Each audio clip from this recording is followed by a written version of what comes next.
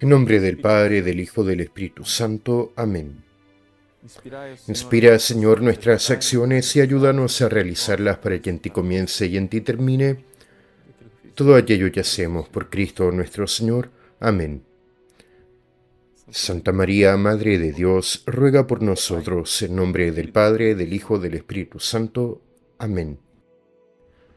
Muy bien, continuamos nuestro curso respecto a la Divina Eucaristía y sus milagros. Y en la primera parte del curso vimos la presencia de Jesús en la Eucaristía. Nosotros católicos creemos verdaderamente, al contrario de lo que creen los protestantes, que Jesús está presente en la Eucaristía de una forma diferente, que llamamos presencia real. Vimos en la primera parte del curso qué significa esta presencia real. Quiere decir que sustancialmente está presente en la apariencia de pan el cuerpo de Cristo, que está ahí de la forma en que se encuentra ahora, o sea, vivo, junto con sangre, alma y divinidad. Y en la apariencia de vino está la sangre de Cristo, sustancialmente, que está ahí junto con el cuerpo, alma y divinidad. Esto es lo que nosotros creemos.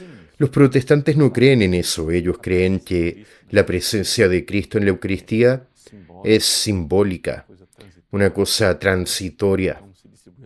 Así que se distribuye ahí pan y jugo de uva solo para recordar. No, nosotros creemos que ahí existe una presencia de Dios diferente porque está presente ahí la humanidad de nuestro Señor Jesucristo de una forma misteriosa. Es Cristo vivo. Cuando tú estás frente al sagrario, tú estás frente a Cristo vivo, resucitado, que está ahí presente. Es por eso que nosotros lo adoramos, es por eso que nosotros lo visitamos en el sagrario, lo exponemos en el ostensorio.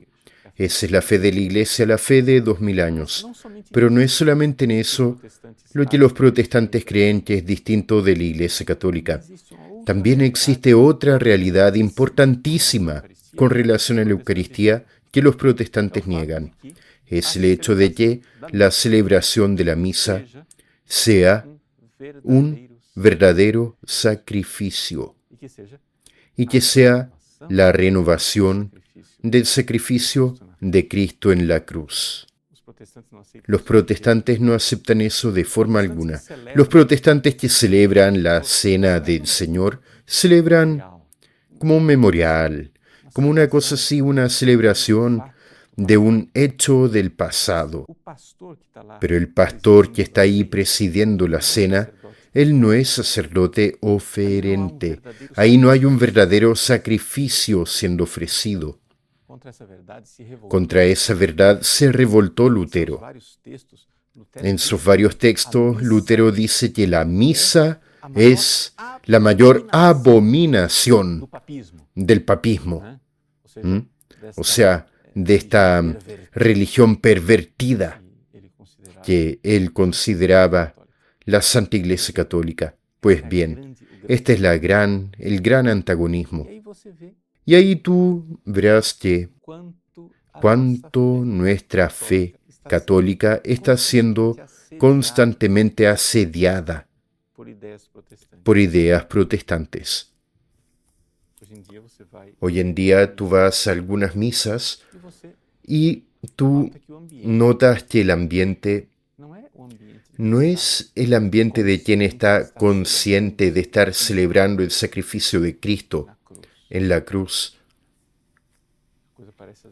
El asunto parece a veces, se parece mucho a un culto protestante, muy centrado en la lectura de la Biblia, de la predicación de la palabra, cantos, animaciones, pero la realidad central de la consagración, el momento sublime, cuando el Padre pronuncia las palabras de Cristo: esto es mi cuerpo, este es el cáliz de mi sangre. Y ahí renueva el sacrificio de la cruz. Eso nadie lo nota, nadie sabe. Es más, nadie más lo predica. es la protestantización de nuestra fe católica, y exactamente es por eso que estamos haciendo este curso para ti, para ayudarte a rescatar nuestra verdadera fe católica, para que no vayamos refalando lenta e imperceptiblemente hacia una visión protestante de las cosas. Así que, de hecho, la misa es el sacrificio de la cruz. Y es por esto que en la práctica litúrgica de la Iglesia nunca se celebra la misa sin que haya un crucifijo. Es necesario para la celebración de la misa que haya un crucifijo en el altar. Ese crucifijo necesita estar encima del altar, la pared, pero es el Cristo crucificado quien debe estar ahí. Y, de hecho, aquello, la presencia de un crucifijo, es el recordatorio litúrgico en la praxis de la Iglesia, en la práctica litúrgica de la Iglesia, de aquello que es la verdad dogmática, que es negada por los protestantes. Existe un famoso milagro que ocurrió en España en 1231 en Caravaca.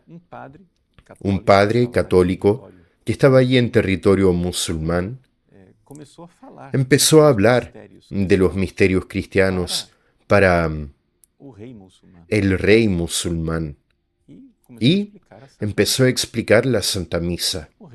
El rey quedó impresionado con aquella historia de la misa y dijo: entonces, celebra una misa para mí. Yo quiero participar de una misa. El sacerdote dijo: no tengo aquí los objetos sagrados. Bueno, el rey dijo: bueno, vamos a buscarlo.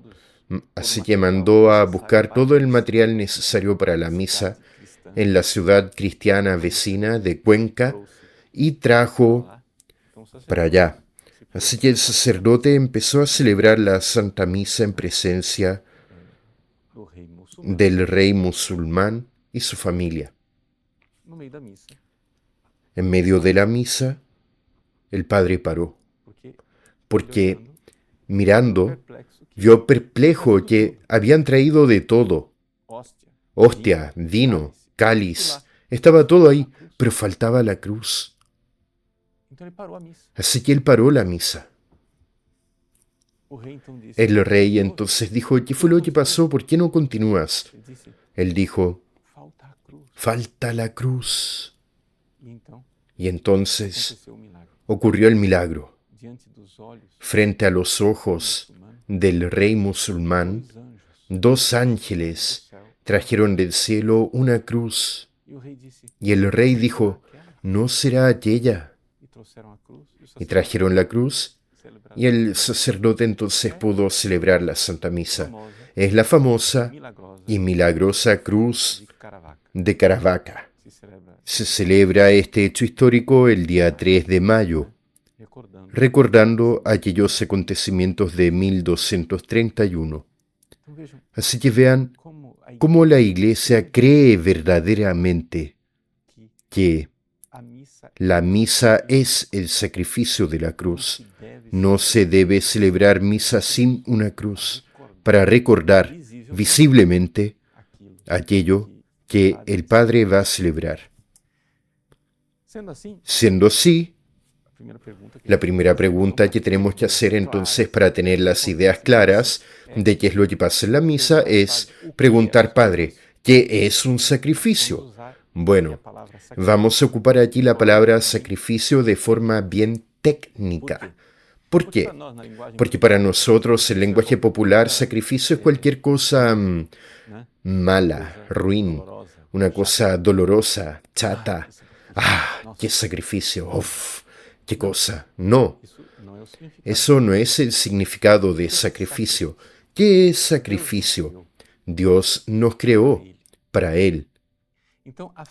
Entonces la finalidad de la creación, ¿por qué es que Dios colocó a Adán y Eva ahí en el paraíso? Es el sacrificio, o sea, el hecho de que el hombre debería dominar la tierra. Dios dijo: creced y multiplicaos, dominad la tierra. Y ahora que el Señor, Adán, es dominus de la tierra, ahora que Él dominó la tierra, entonces Él debe ahora ofrecer todo de vuelta a Dios. Y Dios quiere esto, no solamente porque eso es justo. Dios quiere eso porque eso nos hará felices. Fue para eso que nacimos. Nacimos para que con nuestra voluntad entreguemos todo a Dios. Así que, ¿qué es lo que es el sacrificio? El sacrificio es la entrega de aquello que nosotros somos y aquello que nosotros tenemos a Dios. Y esta entrega a Dios es el reconocimiento de que es de Él de donde venimos, es de Él que recibimos todos nuestros bienes, y es para Él que nosotros vamos, y Él que es nuestra felicidad. Así que sacrificar es ofrecer. Entonces, en el sentido amplio de la palabra, pero bien específico y técnico, sacrificio es ofrecimiento.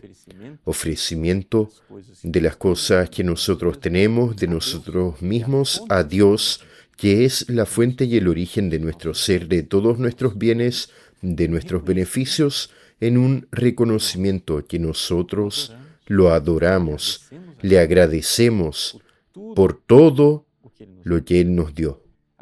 Ahora, claro, como nosotros necesitamos de gracias para vivir esta vida, el sacrificio también es una ocasión de que nosotros pidamos a Dios los bienes necesarios para vivir bien, y porque también nosotros pecamos, el sacrificio es una ocasión para que nosotros expiemos, o sea, reparemos las cosas malas que hemos hecho con nuestros pecados. Ahí tú verás entonces ya esquemáticamente que en todo sacrificio existen esas 4 finalidades, que las veremos después con más calma, pero yo quiero aquí listar desde ya, todo sacrificio es sacrificio de adoración a Dios, por Dios ser quien es. Nosotros lo reconocemos a Él como nuestro origen y nuestro fin. Él es nuestro todo. Él es el porqué de nuestra existencia. Segundo, es acción de gracias, adoración, acción de gracias. Nosotros le agradecemos por todos los bienes, todos los beneficios que de Él recibimos, por todo aquello que Él realizó en su amor, en su bondad por nosotros. El sacrificio también tiene finalidad de intercesión, impetratoria, o sea, de pedir los bienes necesarios para que continuemos viviendo, porque a Dios le gusta que le pidamos a Él las cosas, porque Él es un Padre bondadoso que nos quiere dar, pero también es sacrificio por causa del pecado. También tiene una finalidad que es de reparación, o sea, expiación por causa de nuestros pecados, para reparar las injusticias que nosotros hacemos al pecar. 4 finalidades: adoración, acción de gracias, impetración y expiación. Listo. Esas 4 finalidades están presentes en los sacrificios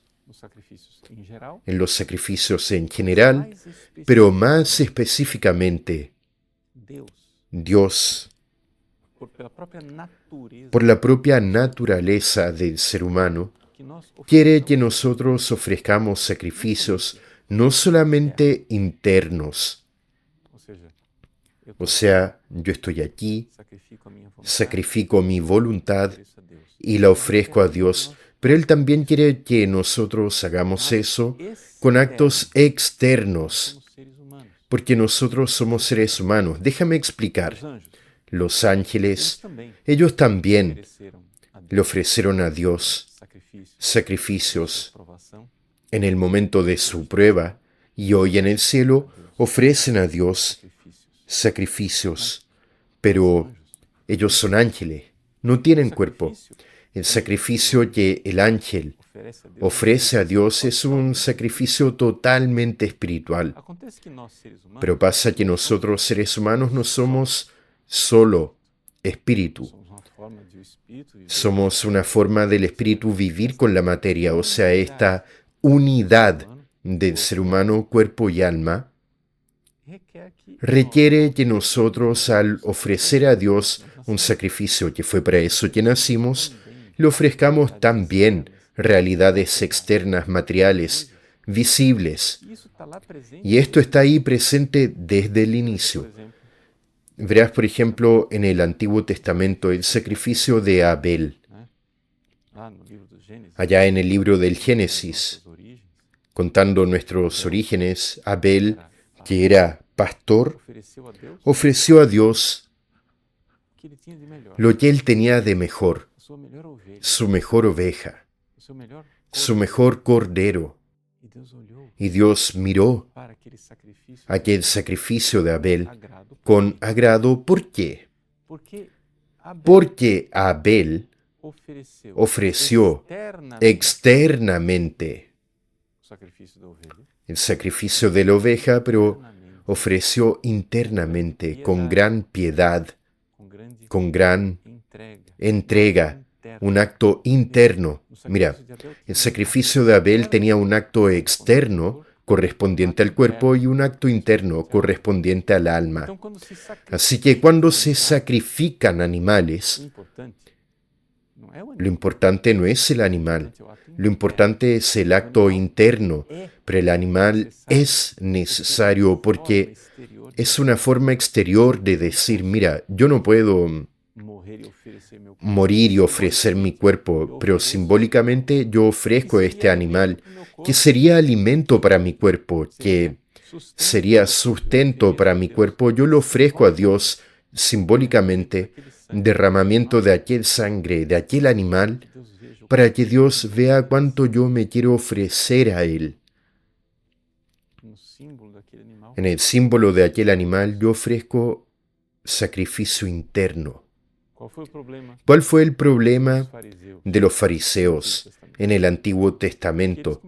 Es que ellos empezaron a transformar el sacrificio instituido por Dios en el Antiguo Testamento en un formalismo, en una realidad externa, sin el correspondiente sacrificio interior.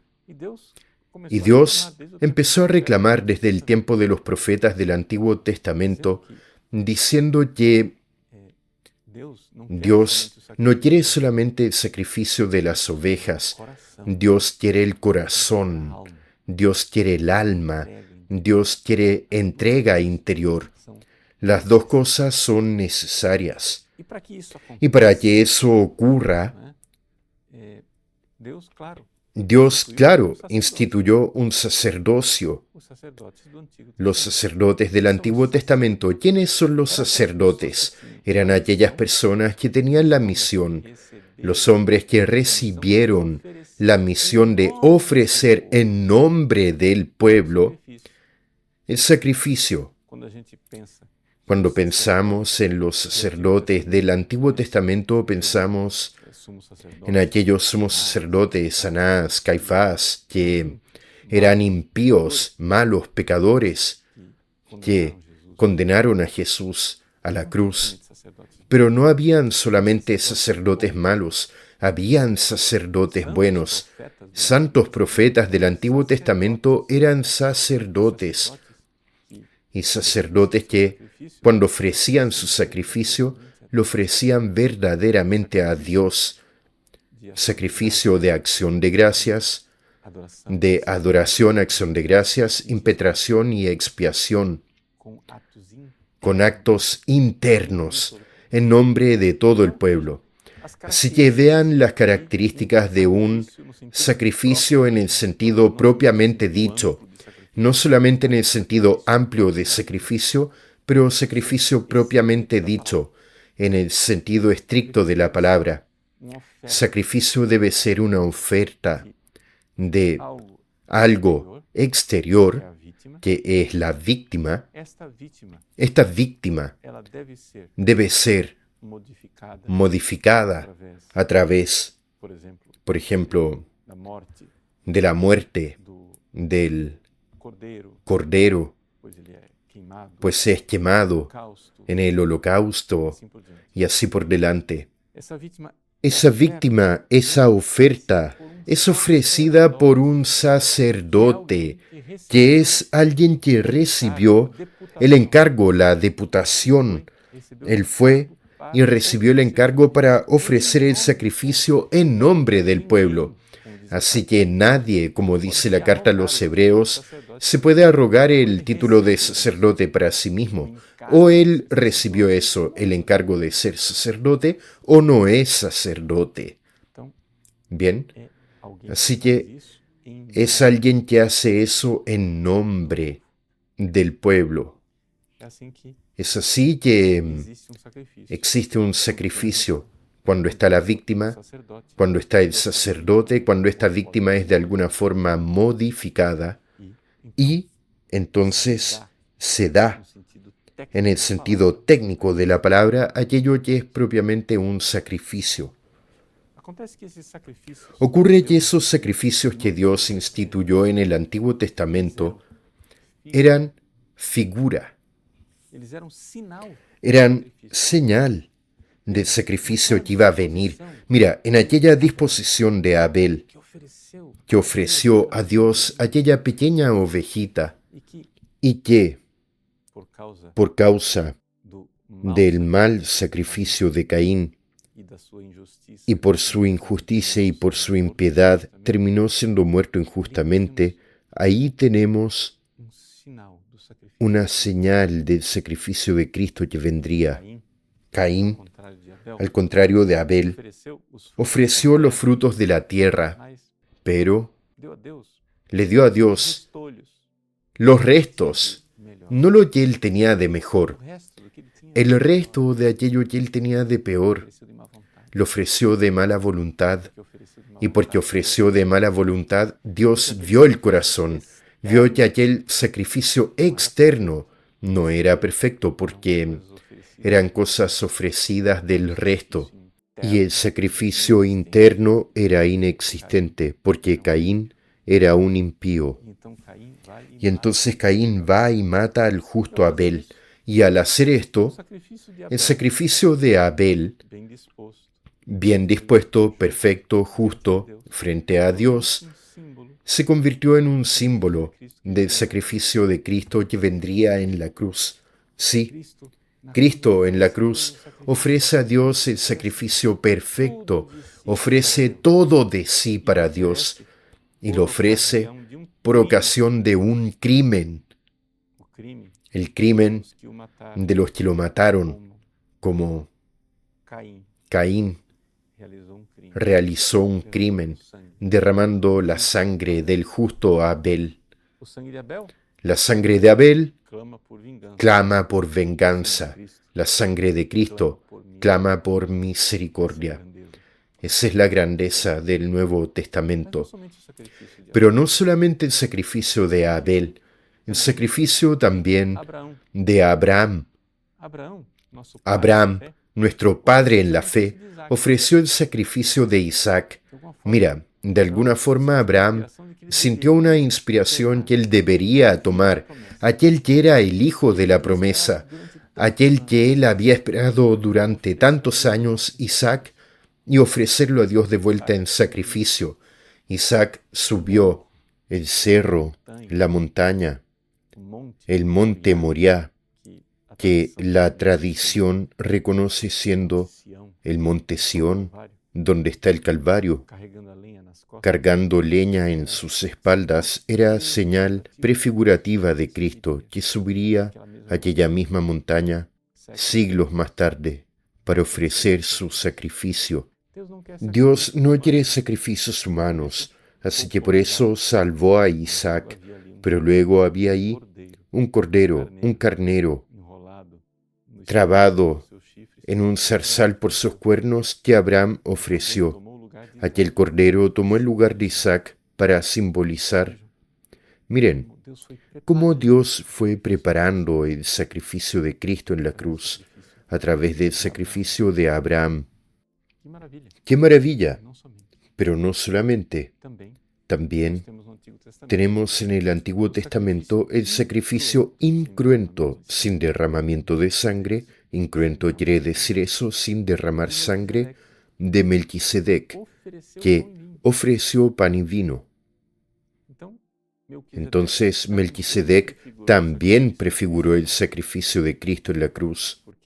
¿Por qué? Porque ahí nuestro Señor vendría a preparar su sacrificio en la cruz en la última cena, ofreciendo pan y vino, realizando las profecías.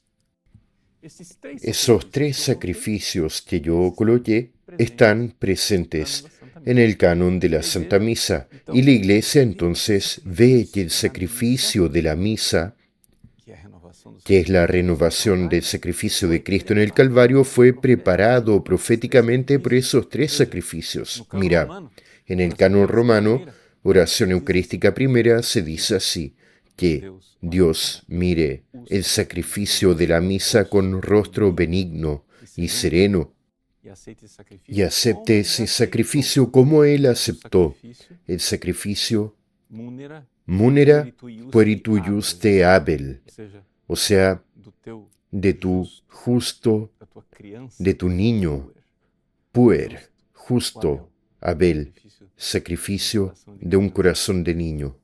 Et sacrificium patriarche nostre abre, y el sacrificio de nuestro patriarca Abraham, et quod tibi optule sumus sacerdos tuos Melquisedec, y lo que te ofreció tu sumo sacerdote Melquisedec, santum sacrificium immaculatam hostiam, santo sacrificio de una víctima inmaculada. Miren cómo esta realidad del sacrificio fue preparada por Dios como necesaria, pero Dios tenía siempre una finalidad, que era llegar al ápice, a lo máximo, al más perfecto y santo sacrificio, que sería el sacrificio de Cristo en la cruz, que nosotros renovamos en cada Santa Misa. Así que, en esta primera clase, ¿qué es lo que yo quise colocar para ti con toda claridad? Déjame resumir para que tú no pierdas las cosas. Es lo siguiente. Dios nos creó para ofrecer sacrificio. Nuestro sacrificio, ¿qué es? Es el ofrecimiento de nosotros mismos y de todo lo que somos para Dios, reconociendo que Él es nuestro origen, Él nos hizo, Él es nuestro bienhechor, Él nos da todos los dones, y es para Él que nosotros vamos. Si nosotros, dominando la tierra, ofrecemos todo eso a Él, seremos felices. Fue para eso que fuimos creados. Pasa que para realizar este sacrificio, de una forma general, Dios instituyó una realidad que está en la propia naturaleza del sacrificio ofrecido a Él por seres humanos que tienen cuerpo y alma, que es el hecho de que nosotros, que vivimos en sociedad, tenemos entonces sacerdotes instituidos, son hombres que recibieron esta misión de ofrecer el sacrificio en nombre del pueblo. Ese sacrificio necesita ser externo. ¿Por qué? Porque tenemos cuerpo. Necesitamos simbolizar eso externamente, y que se da y se ofrece una víctima. Esta víctima es ofrecida a Dios. Pero este sacrificio externo de la víctima debe ir junto con un sacrificio interno, el ofrecimiento del propio corazón, sin el cual este sacrificio externo sería un mero formalismo. Entonces Dios instituyó esto y vio y realizó este santo sacrificio en el Antiguo Testamento. Tenemos un ejemplo de esto en Abel, un ejemplo de esto en Abraham, ejemplo de esto en Melquisedec. Todo esto prefiguraba el sacrificio perfecto y santo que vendría, sumo sacerdote, vino de los cielos, Dios que se hizo hombre, que viene para ofrecerse como víctima en el sacrificio de la cruz. Y con este sacrificio de la cruz y este ofrecimiento, Jesús prestó a Dios el más perfecto culto de adoración, de acción de gracias, de intercesión y de reparación por los pecados. Ahí Jesús realizó de forma perfectísima aquello que antes había sido prefigurado. Pero este sacrificio ahora necesita ser aplicado en nuestras vidas. Para que eso sea aplicado, Él, en la última cena, ya dejó una forma de que este sacrificio sea renovado.